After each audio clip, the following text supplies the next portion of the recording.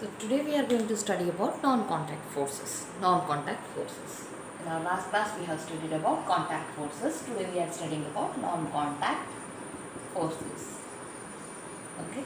What are non-contact forces? The forces which exist or which exerts, the force which is exerted even without the physical contact between the objects. The objects without coming in physical contact with each other, if exert force on one another, then that is categorized under non-contact forces. Let us study some of the non-contact forces. Okay, a few. First one is gravitational force. The first one is gravitational force. What is gravitational force? It is a force of attraction between every two objects existing in this universe. Okay, it is starting from your smallest to smallest thing in nearby you to the biggest planets outside the universe. Okay, so it starts with your pen and book. There is some kind of force of attraction between your pen and book. Okay, there is some kind of attraction between you and your anything like you and your bag.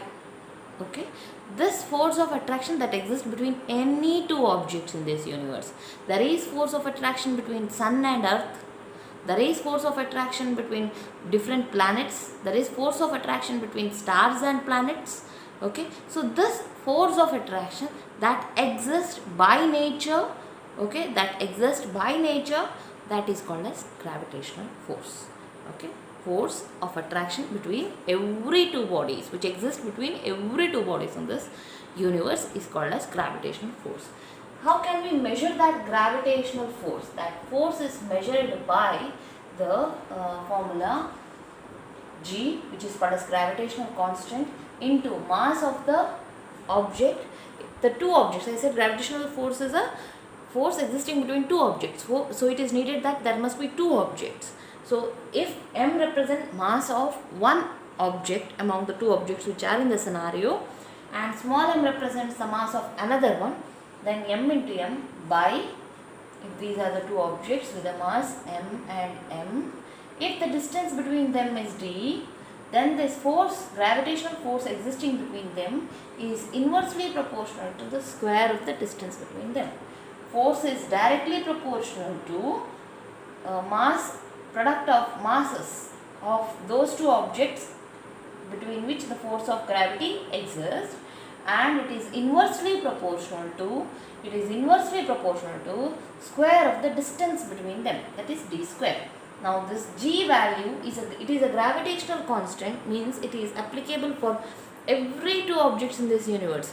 The value of G is same for the force between pen and a book. It is same for force between sun and the earth. So it may be mass may be higher or lower, it may be a small or big object, but the G value remains the same. It may be a space or outer space object, G value remains the same. So it's called as universal constant because its value never changes, and the value of that is 6.67 into 10 raised to the power of minus 11 SI units. Okay. Okay, so that is the value of G. Now for this I can give the example of earth and sun. Earth revolves around the sun. That is because of, there is no hold here. Even after that, the earth revolves around the sun because of the impact of sun, gravitational force impacted by the sun on the earth. Earth is revolving around it. Who is holding the earth in its position? That is sun's gravitational force. Okay, sun's gravitational force. Then next, let us go for the next type of non-contact force, that is electrostatic force. Electrostatic force is the force that is existing between every two charges. Consider any two charges. Let me say this is charge number 1 Q1, body which is having charge Q1. This is another body which is having charge Q2. Okay, then there is some kind of force existing between these two. This force can be attraction or repulsion. In case of gravitation, the force is always attractive force or attraction. Force of attraction exists between it. But when you come for electrostatic force, it is force of attraction plus force of repulsion. Sometimes the like charges repel each other, unlike charges attract each other. If the body is negative, if the body is negatively charged and another body is negatively charged, then the force existing between these two is repulsion. Like charges repel each other, whereas if the forces, the charges are in the opposite direction, that is, if this is positive and this is negative, then the force that is existing between these two is force of attraction. So force of attraction and force of repulsion depends upon the charge of that particular body, whether it is positively charged or whether it is negatively charged. Depending upon that, the force of attraction or repulsion exists. This force of attraction or repulsion, that is because of the charge of the body, that is called as electrostatic force. For this illustration or example, if you are taking, then you can just comb your hair with comb your dry hair with the comb. Okay, then that comb, bring it near the bits of paper get attracted towards the comb, which is a simple plain comb. Okay, it has no oil, it has no any magnetic effect or anything. Even after that, it gets attracted, bits of paper gets attracted towards the comb just by rubbing your comb into your dry hair. Okay, that's because when you rub your comb to your dry hair, it gets charged, and that attracts the charge present in the bits of paper. Okay, that is the reason why they attract. That is an example how charged bodies attract each other. Okay, the third one is that we will be studying will be magnetic force. Magnetic force.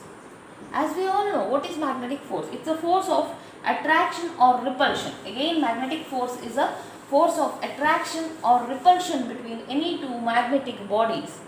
Okay, if there are two magnetic bodies, why either one can be magnet, another can be anything other, like iron fillings, like that. Okay, but it is a magnetic body, means which is attractable or which is influenced by the force of magnet, that is called as magnetic body.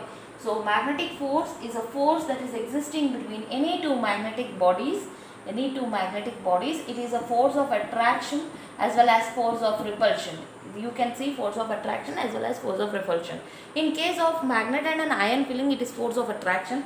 But if I am keeping a north pole and south pole here, and the another magnetic substance is also a magnet with south pole and north pole here, the south repel each other. The opposite poles, the like poles repel each other, and the unlike poles, if it is north pole kept over this side and south pole kept over this side, then the south and north pole attract each other. Unlike poles attract each other, like poles repel each other. This force of attraction, when the unlike poles are kept nearer to one another without coming in contact, they are not kept in contact, they are just kept near to one another, they automatically get close to each other. That is because of the force existing between them. And if the south and south is kept, what happens? Or if north and north is kept, they automatically move away without any external force applied by you. That repulsion force, which was not applied by you but was applied by one magnet on the another, that repulsion force existed because of this magnetic force existing in that space. Okay, so that magnetic force can be calculated by mu m1 m2 divided by what is r? R is the distance. If d is the distance between these two, then d square of the distance between the two, where m1 and m2 are the strength of magnetic pole. It is the strength of magnetic pole. Okay, so d is the distance. What is the value of mu? The mu's value here is 10 raised to the power of minus 7 SI newtons. 10 raised to the power of minus 7 SI units. SI units. Okay, the value of mu is 10 raised to the power of minus 7 SI units. In case of electrostatic force, force was equal to some k into Q1 into Q2 divided by d square, where Q1 and Q2 are the magnetic pole strength, whereas Q1 and Q2 are charges. Q1 is the charge of first body, Q2 is the charge of the second body, What is the D? If this is Q1, body having charge Q1, and this is body having charge Q2, and if the distance between them is measured by D, here also the force is inversely proportional to the square of the distance between them. Okay, the value of K, that constant here, K is equal to 9 into 10 raised to the power of 9 SI units. Okay, it is 9 into 10 raised to the power of 9 SI units, where in case of magnetic force, mu is equal to 10 raised to the power of minus 7 SI units. Formula is mu into m1 into m2 divided by d square, where d is the distance between the two magnetic substance, and m1 and m2 are the pole strengths. What is the pole strength of this one? That if I am saying m1, if the pole strength of this one is considered to be m2. Okay. So this is about the three types of non-contact forces that we studied. Okay, so we have studied in this lesson about contact forces as well as about non-contact forces. Now let us study a little bit about the unit. We have already used the unit of forces, but let us see the relationship between the unit of forces. Okay, force, unit of force is in the SI, if it is